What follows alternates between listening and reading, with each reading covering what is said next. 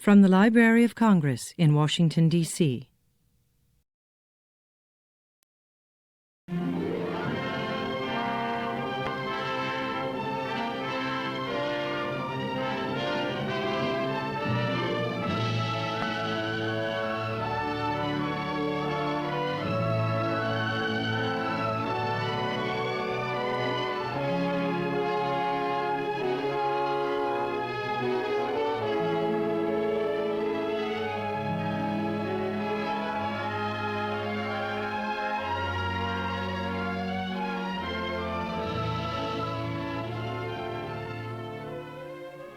The signature of every century has been its skyline. The very ancient, the old, the medieval, the modern.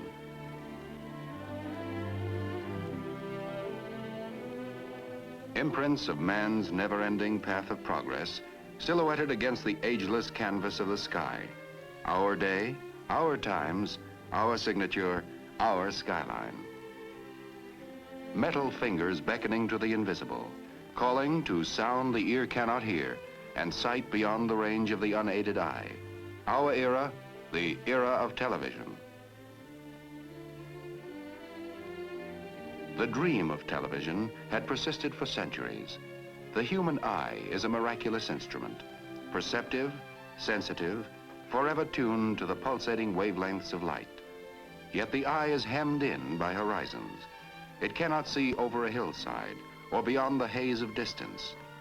To extend the range of human eyesight, man developed marvelously sensitive instruments, binoculars.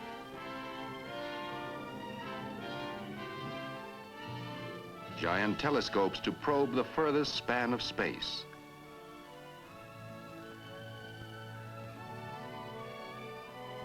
But always there were barriers, distance. Could man fling pictures to the sky and gather them in at a distant point? It was a provoking challenge. And nowhere did the challenge provoke more unending experiment and research than at RCA.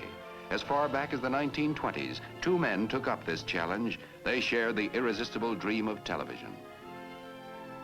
David Sarnoff, chairman of the board of RCA. Dr. Vladimir Zworykin, honorary vice president and technical consultant of RCA. Dr. Zworykin, every now and then I like to put the calendar back and remember another important occasion when you came to my office. You were a good salesman, and I was a good dreamer. We talked about broadcasting moving images by electronics. And I remember that I asked you what it would cost to develop an all-electronic television system. Do you recall your estimate? Of course I remember. I asked something like $100,000. Your estimate missed by quite a bit. It cost RCA more than $50 million to create, develop, and introduce America's first all-electronic television system. And since that time, as you know, RCA has spent another $70 million to pioneer and develop the compatible color television system. But how well that money was spent. We succeeded in extending human sight far beyond the horizon. Yes. This is wonderful thing about television. The extension of our sight. You are better acquainted with this progress, General, than anyone because of your participation and leadership in so many phases of television development. It was nearly 30 years ago when I came to your office with that tube, the first eye of television. Yes, I well remember it. Nearly 30 years ago. And what a great invention this tube has become. It certainly has fulfilled its destiny. Well, General, this is the grandfather of the pickup tube. Do you want to see the newest grandchild? Well, I'm all for grandchildren. Let's have a look at it. Well, here it is. Well, this certainly looks very interesting. What do you expect this grandchild to do? Well, that's what we call miniature Vidicon, and I hope eventually it will replace all the existing pickup tubes for all the purposes. Well, that's very interesting and certainly very promising, because what we need to do is to reduce the size and the cost of these components so that television, color television, both at the transmitting and the receiving end, may be within the reach of everyone. That is my hope. The turning point came in 1923 when Dr. Zworykin invented the iconoscope. This tube, after years of further development, became the image orthicon, the electronic eye of the modern television camera.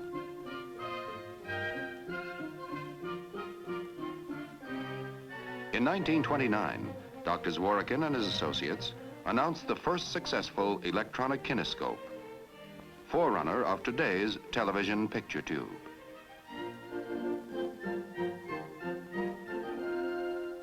The circuit was complete. All electronic television was achieved. It worked. How? The lens of the television camera acts like the iris of the human eye. It gathers in the light rays and focuses them on a mosaic of light-sensitive material that is built into the picture tube. The light-sensitive material converts the light into electrical impulses, a reaction varying with the strength of the light. The optic nerve of the camera picture tube is the electron beam, controlled by electromagnets. The beam scans the picture, which is on the plate, in rapid sweeping motions from side to side, from top to bottom. When the beam hits the image, it loses varying amounts of electrons and then bounces back to the opposite end of the picture tube, where it is amplified millions of times.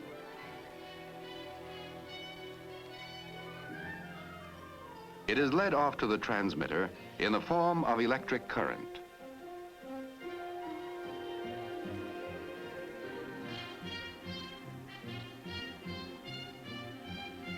The signals are broadcast as radio impulses into space.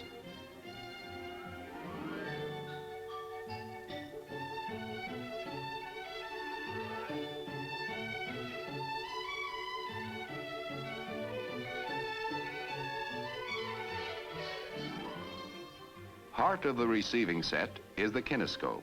Here, the action is reversed. The stream of electrons, synchronized perfectly with those of the camera tube, literally paints the picture information on a chemically treated screen line by line. The glow is bright when the beam is strong, less bright when it is weak. Thus, the picture is reassembled. 1931. Atop the Empire State Building, the National Broadcasting Company, a service of RCA, erected the transmitting antenna for experimental television station W2XBS.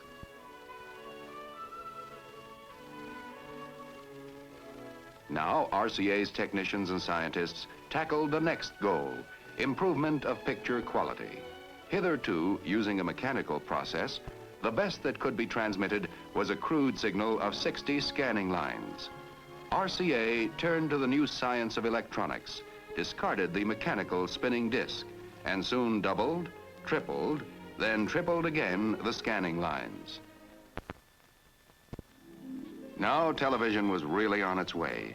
In 1937, television strode out of the studio with mobile vans developed by RCA and NBC, versatile, self-sustaining. New eyes, new vision for the world. A man could sit at home, yet his eyes could scan the countryside. A bright new era dawning, a new dimension in communications. Distance reduced to microwaves. Walls, barriers, mountains erased. Television, the ultimate triumph in man's search for sight beyond the range of the human eye. 1939. Television is ready to make its official public debut. The setting could hardly be more perfect. The New York World's Fair. Its theme, the world of tomorrow. And the world of tomorrow became the world of today. The RCA exhibit building, where on April 29, 1939, David Sarnoff stated, "We have added radio sight to sound." NBC cameras probed, explored, scrutinized. Viewers watching the 3,000 television sets then in New York saw the first president ever televised, Franklin D. Roosevelt, officially opening the world of tomorrow.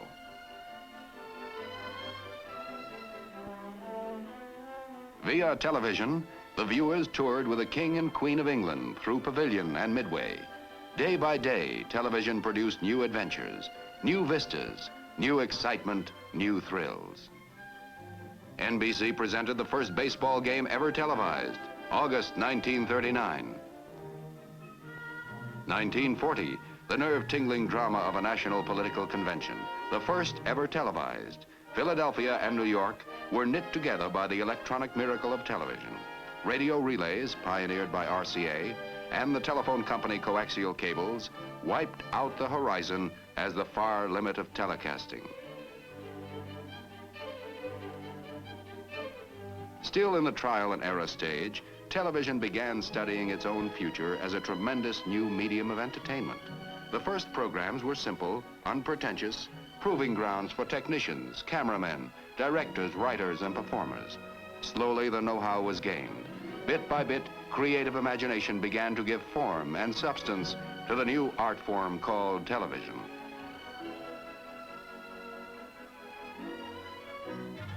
(1941), a fateful year, war, and the beginning of a 4-year blackout for commercial TV. And television enlisted for the duration. Research went forward at war tempo. At RCA's David Sarnoff Research Center, Princeton, New Jersey, 24-hour shifts explored every corner of the new world of electronics.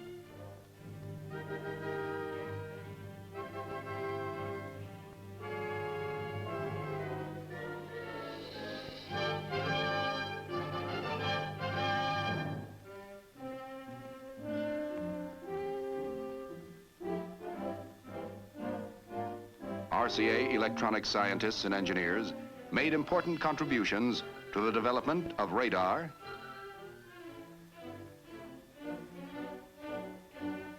sonar for submarine detection, the sniper scope that made it possible to see a target in darkness. Thus, the progress of perhaps a peacetime decade was compressed into 4 short years. 1945, the war over. After 4 years of unparalleled war effort, denial, sacrifice, the American public hungry for the rewards of peace. And television, with its promise of endless hours of enjoyment, entertainment, was part of the peacetime dream.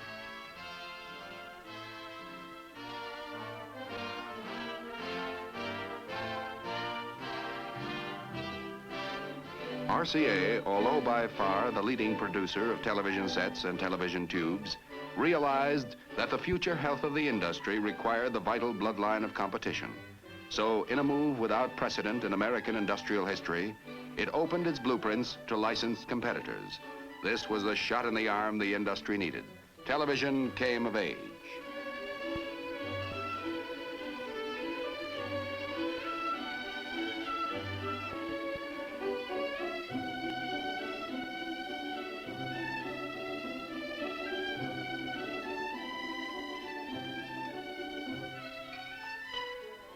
In the NBC studios, the cameramen, lighting experts, set designers, writers, directors were experiencing, studying, learning the new techniques of a great new medium.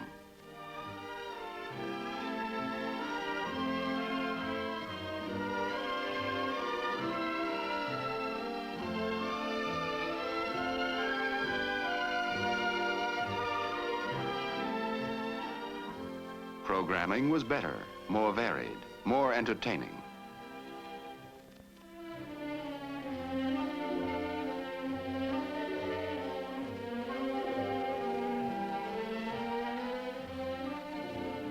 (1949), an historic television first, a presidential inauguration. As Harry Truman took the oath, The event was carried over the 16-city NBC television network, extending from Washington north to Boston and west to St. Louis. Television was moving with giant strides. And in less than half a dozen years, a flip of a switch in master control could send the television image coast to coast.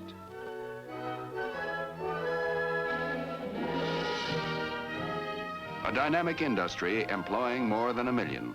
Television, an unparalleled blending of science and art, invention and engineering, private incentive and public service. By television, American business has found a most effective advertising medium, and in turn, advertising has provided the resources that sustain the standards of programming and permit the never-ending research that is the heart of the television industry.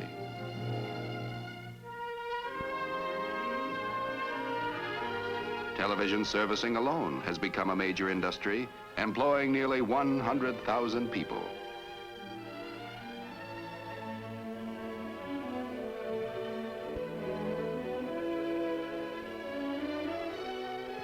Yes, in little more than a wink of time, television has entered our homes, our lives, imprinted new silhouettes on our skyline. And all this has been just the beginning. There was still another dream to be realized, still another dimension to be added. Black and white television had been the herald.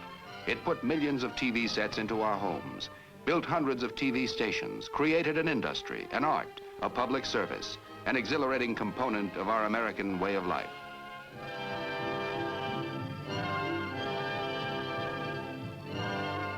It provided the foundation for the next giant step forward. Color. This is a world of color, and the men of television long dreamed of capturing the full paint pot of nature and brushing it on the screen. How could it be done? It was not an easy triumph, as General Sarnoff recalls. When we first began to think of television in the early 20s, we would have been content if only the rose could have been televised in black and white. That miracle had no sooner been achieved when the eye, sensitive to color, observed that the rose in monochrome lacked its true beauty, and the cry went up for color. Never had scientists been put under such pressure and demand. It has been my privilege and a fascinating experience to watch the scientists at work on color television. I marvel at their accomplishment in bringing into focus the principles of radio, optics, electronics, photography, chemistry, and many other essentials so that they might all work together to make color television practical. I congratulate the RCA scientists, researchmen, and engineers who pioneered and developed this new science and art, and then created the compatible color television system and the famed color picture tube.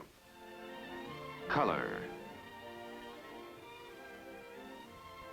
Color, the touchstone of reality, the vivid, pulsating miracle that gives substance to shadows, beauty, grace, and enchantment to a picture. Problem: how to harness a stream of electrons for color. Early, General Sarnoff had set forth the fundamental goals for color television. First, it must be all electronic. Second, it must be completely compatible. These were the goals. The road was long, difficult, but it led to one of the historic inventions of our times, the RCA tricolor television tube, the tube with the heart of a rainbow. The lens of the color television camera collects light rays in full color from the scene being televised. Within the camera, an ingenious system of mirrors breaks down the light rays into television's 3 primary colors: blue, green, and red. They are focused through the lens system to the special camera tubes provided for each primary color, and the primary color signals thus produced are simultaneously processed for transmission. By the miracle of compatibility, color programs can be seen on standard black and white sets without any change or adjustment.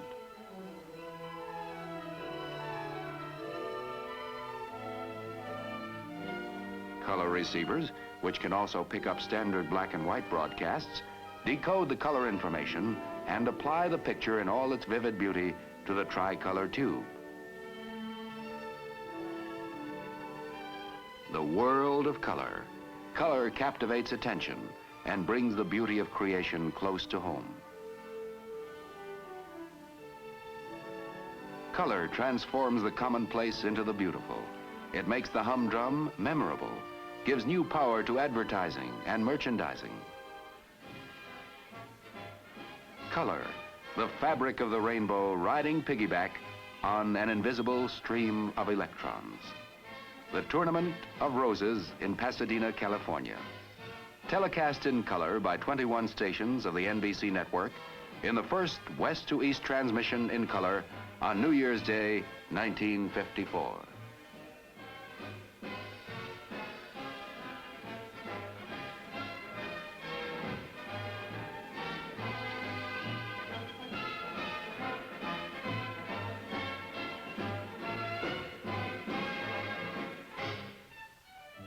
All the glory, all the reality of nature.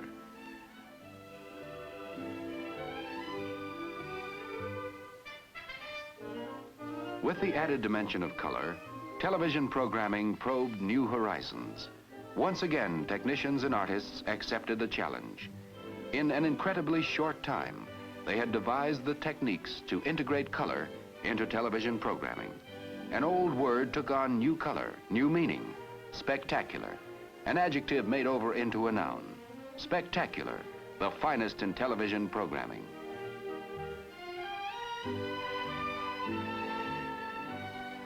Into the home came the greatest in drama, such as The Four Poster, starring Hume Cronyn and Jessica Tandy.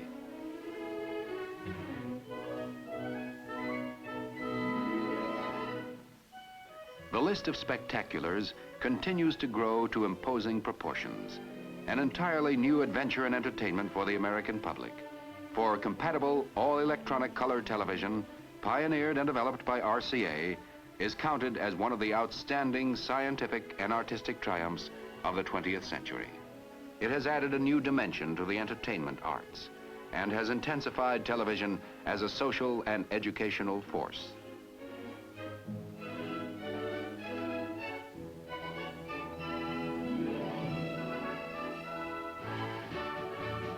Mobile units in a coat of many colors transmit outdoor color telecasts, adding new sparkle and new buoyancy to television coverage of great sporting events. The first World Series ever color televised, 1955.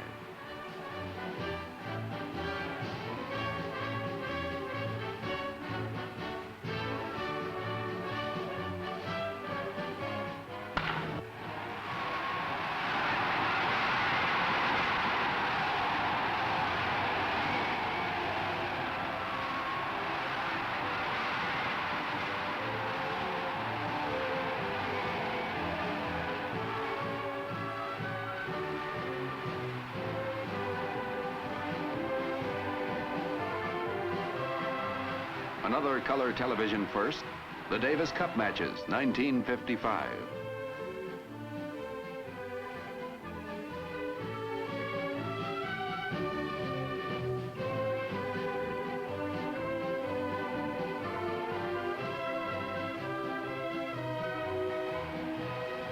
Football, the youngest art form, the easiest understood, the liveliest, the brightest. Television in full and captivating color.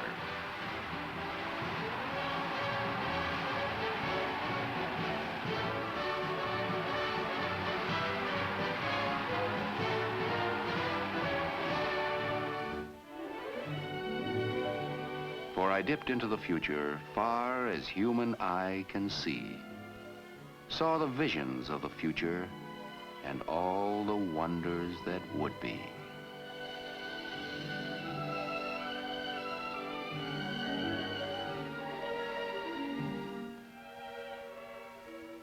One day through television, The entire world will stream into our living rooms with the velocity of light.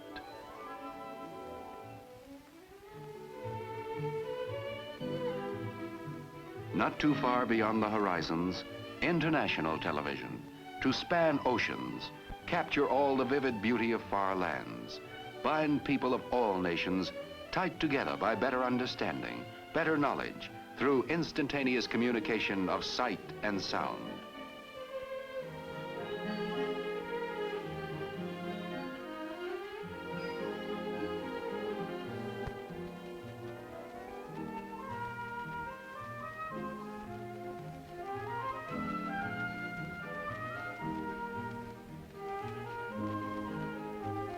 Motion, color, vibrancy, people. In the twinkling of an eye, it is caught by the lens of the color television camera, transmitted by invisible waves to all points of the compass. Atop 1,000,000 homes, antennas pluck the pictures from the sky, and by a flick of a switch or the turn of a dial, the scene reappears on the television screen. To perform this split-second magic with true fidelity of color, of sound, of reality, this is the wonder of color television. Compatible color television, an historic example of RCA's continuing efforts to open new horizons of electronics for living. Electronics that make life happier, easier, and safe. Truly the miracle that has put its signature on our century. This has been a presentation of the Library of Congress. Visit us at loc.gov.